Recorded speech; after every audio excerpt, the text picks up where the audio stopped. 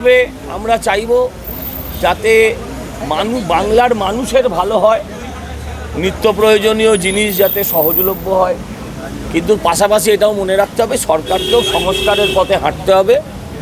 সরকারকে এটাও ভাবতে হবে যাতে সরকারটাও চলতে পারে, কারণ কাপড় একটাই, আপনি একদিক ঢাকতে গিয়ে যদি আরেক দিকটা খুলে যায় সেটা মানুষকে কিছুদিনের জন্য ভুল বোঝানো যেতে পারে, সেটা সম্পূর্ণভাবে সঠিক নয়।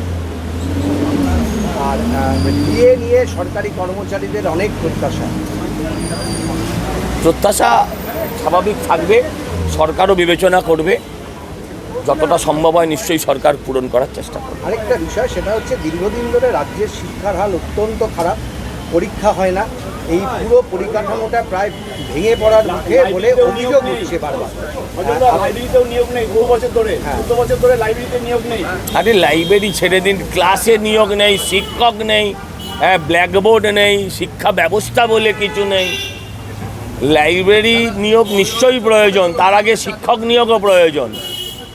আর নাথিং ইজ ম্যাজিক, কোনোটাই ম্যাজিক নয়। 50 বছরের জঞ্জাল আপনি 15 দিনে সরিয়ে দেবেন, এটা তো হতে পারে না।